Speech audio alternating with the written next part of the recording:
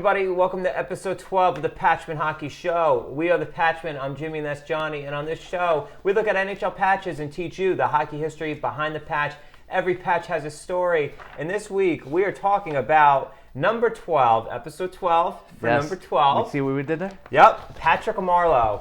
Sharks legend, NHL legend for his 1,768th games played. Right, John? Yeah, April 19th, 2021. Broke the record of Gordie Howe. Remarkable. It's amazing how long he's been in the league. But you know, It really is. But just first, let's look at this patch. How cool is this patch? You got the 12. You got his little silhouette there. 1768 games played. Signature. When I first looked at that patch, I didn't realize his signature was there. I've never seen that before on a patch. Yeah, I've never seen that either. That's really cool. And it's not even just it's definitely in the patch. Yeah. That's not some photo, a signed patch. That was game worn. Yeah. It's part of the patch. Wow. That's really cool. So I actually just ordered this patch. It came in yesterday, and when I just pulled it out of the wrapping, and I didn't even notice the signature. That's really cool. I don't know if we'll ever talk about another patch that has a signature, like a hockey card almost, right? Yeah. Like this autograph. That's cool. Yeah, and the material too. It goes really well with their jersey. It blends right in. And it actually watching this, it was hard to even see it. That's the only drawback. So, when we were texting at the time back a month ago, when he skated in this game, I saw the patch, and honestly, I feel like they could have flipped the colors a little bit because they absolutely could. On the white jersey, it just doesn't pop. It blends in with the white because you have it here. The 12, his number is white, so there's really it doesn't really pop. And the bottom here, as you can see, 1,768 games played. It's hard to say. That's in black. So why wouldn't this be in white and then teal? Yeah, white. Yeah, and then white and black. There you go. Yeah, if you inverted the colors a little bit, I think it would have been much better, and it would have been good on both jerseys. They just happened to where they were away in Vegas. Well, actually, they couldn't play games at San Jose at the time, right? So I think that's why they were in Vegas. Yes. But overall, I do like the patch. I think it's cool how he's celebrating as a silhouette of him, you fist pumping, scoring a goal. It's a big patch. It's really cool, actually. But yeah, I think if they just flipped the colors a little bit, it would have been that much better. And I kind of wonder now that we're talking about it, had he played this game at home, they would have. Is there a patch somewhere, like an unreleased patch, right, that would be exactly what we're talking about, but for their teal jersey? Or maybe this was made for the teal jersey. And maybe they had to wear the white jerseys. I think you're right. Might look better on the teal jersey, right? This would definitely look better on a teal jersey, actually. Yeah. Oh, for sure. But who knows? I mean, Vegas could have wore a white jersey that night, But they are big rivals, so I can see them being. That's true. We don't want to do that. Good. Yeah. Good discussion. Yeah. This is good. Makes you think, because when we were texting, we didn't even really, think about all these different points. But yeah, so obviously they had the game in Vegas against the Golden Knights. He was on the ice the first shift of the game. Very, very classy move by the Sharks. I mean, Marleau isn't the same player that he once was. Obviously, he's, I think he's 41 years old now. He's not that young sniper that he once was. But that's good because you have him get it over with. The first shift you have to. Yeah, you have to put him out there, starting lineup. And then after that. So first shift, they actually. Yeah. They didn't shut the game down, but they were like, all right, we're going to pause the game a little bit. And Batman came out and, did a little speech. Yeah. I was trying to think back, like when the last time that happened. Like, it wasn't during like a commercial break because it happened like 2 minutes into the first period. Normally with the TV timeouts and everything, that you don't have one so quickly. So it's cool how they just completely stopped the game and they just had like almost like a mini ceremony on the ice, which was cool. And you know what? Good for the Vegas Golden Knights. I do think Golden Knights, we talked about them in episode 4 of their inaugural season. I think it was episode 4, right? 4. They're a very classy organization because it's just the things that they do, how involved they are, and they took time. The fans recognize the greatness. Sometimes you have to like put your fandom aside, and even if it's against your team, and you have to just salute NHL history. Oh, right? Yeah, if you're a hockey fan, if you love hockey, then it's the right thing to do. It's the right thing to do. And, when Alexander Ovechkin scored his 700th goal last season, but right before the pandemic and they paused the season, he scored his 700th goal against the Devils at the Rock in Newark. But the Devils fans gave him a standing ovation because you have to. 700 goals, that's amazing. Amazing. 1,768 games played is amazing. Unbelievable. I don't think you're going to see this again. Think about how many games are on his body. Like, that body's been through a lot. There's 82 games in a season. Times, how many seasons he's played? Since 97. 97. We're in 2020, so it's 24 seasons. Wow. That's a lot of wear and tear on the body. And honestly, you know what? He didn't miss many games because of injuries at all. And actually, I think he's right now, this game I think they said was his 899th consecutive game. Yeah. Oh my God, he didn't miss a game. Yeah. Since he was 29. Right. This. Exactly. Like, unbelievable.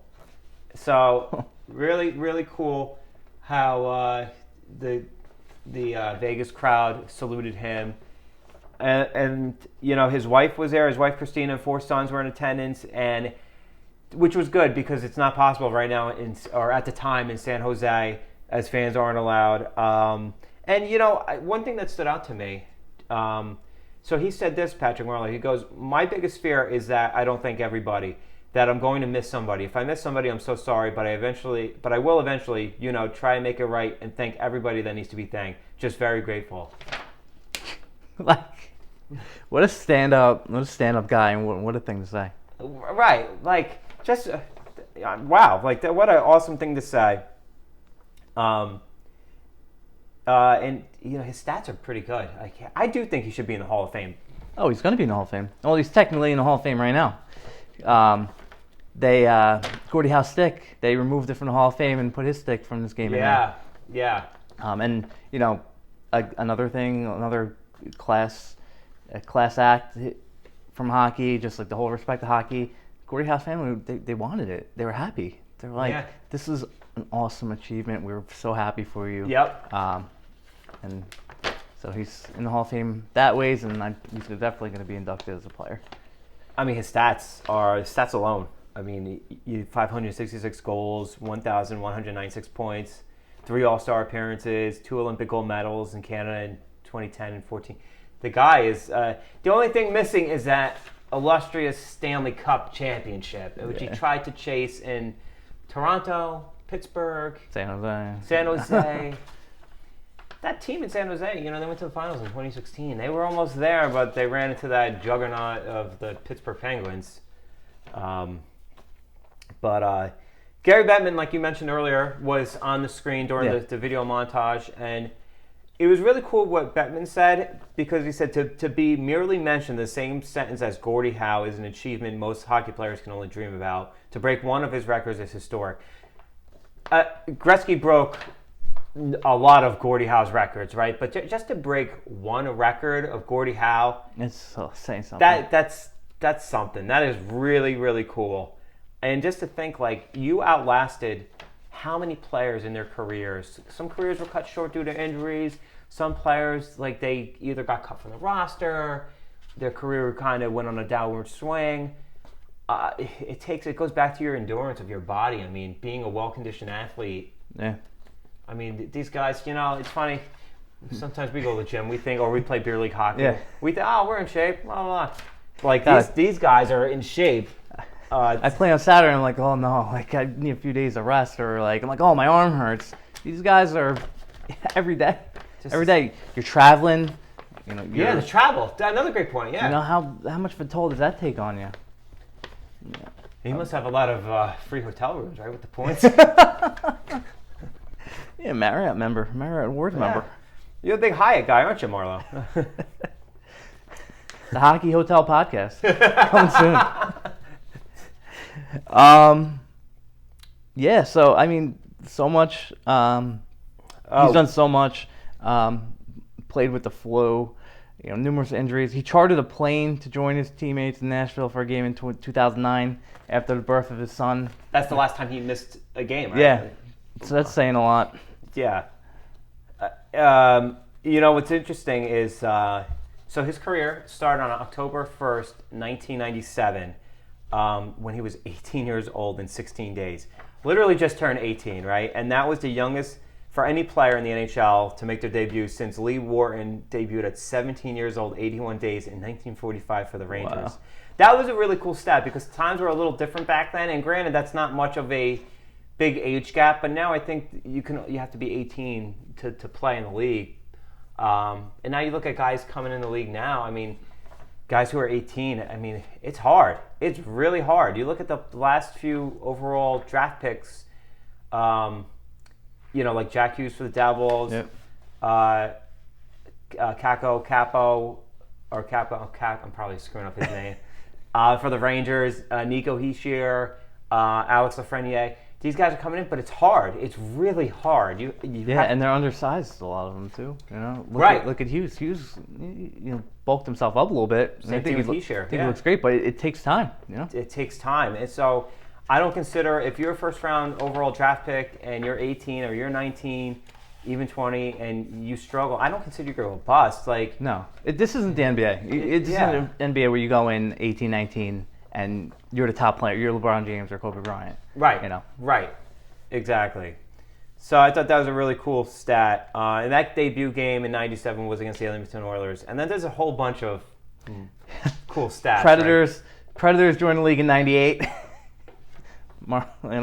So game 100 versus the Predators in Nashville on 12/10. Right. 1998. Like 98. That was wow.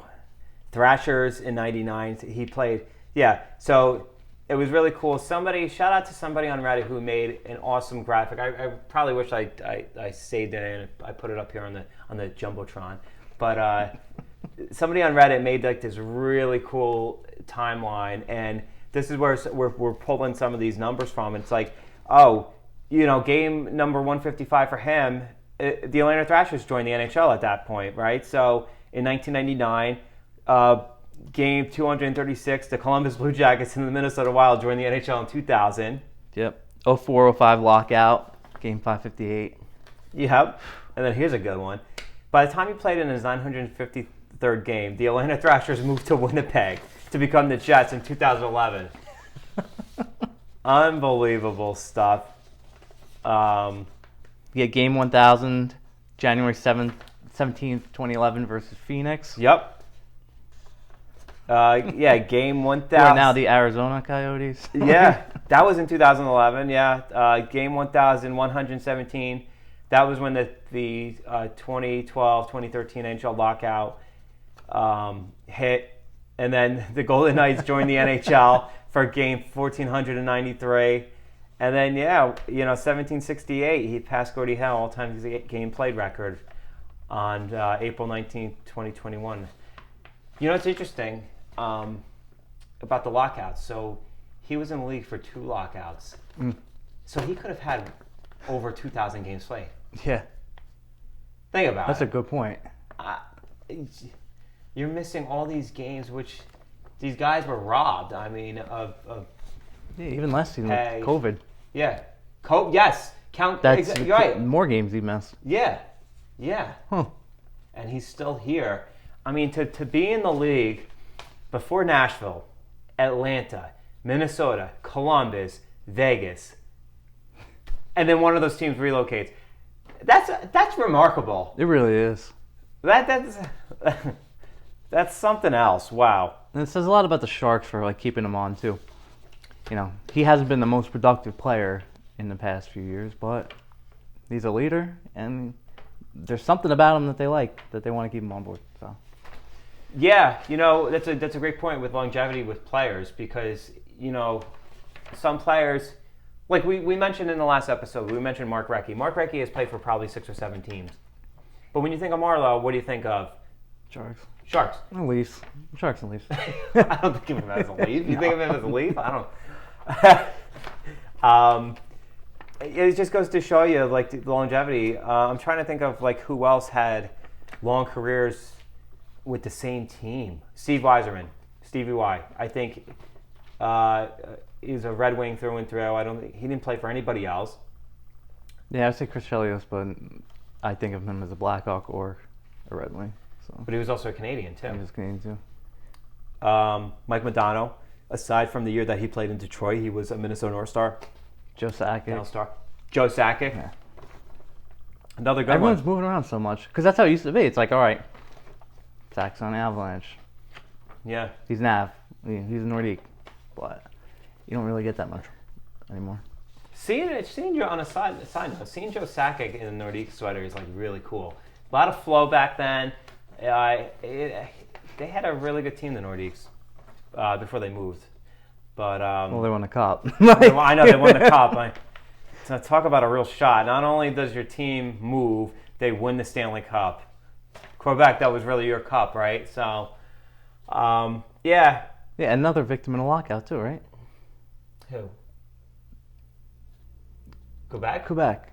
Yeah. Right? That 94-95 season was shortened. Mm-hmm. Yeah. Another victim. But, yeah, all in all, it was a great night. Oh, so we didn't even talk about the score of the game. And honestly, you know what? I don't even think I have that note here. That's a good point. I totally forgot to put the score of the game. Did they win? I don't remember. I don't think so. I think the Knights won. Sorry, guys. We got caught up in all the fun facts and milestones that we forgot to score the game, which, I mean... We got to keep track of that, too, like these like commemorative nights and if the team wins. Because I feel like every time we talk about one, they lose. Yeah. Like, they're like, oh, we're going to commemorate Marleau. Loss. Bruins, we did that episode. Yep. Loss. Oh, another note. Part of me thinks that they lost the game 3-2, but I could be wrong. But another classy move by the Vegas Golden Knights is after the game, everybody shook hands and they saluted him at center ice, as you can see in this picture. Really cool by the Golden Knights, considering that they're the Sharks' biggest rivals since they came into the league. I mean, all these playoff battles, the nastiness between the Sharks and the Knights. It was really cool, but again, that's when you have to put your fandom aside and you have to pay respect to your opponent. So great stuff, and he's still moving on up with the games played. Yeah. We'll see what happens if he retires. I mean, I think he was on a 1-year or 2-year deal. So yeah, I think he's on his way out. I mean, keep going as long as you can.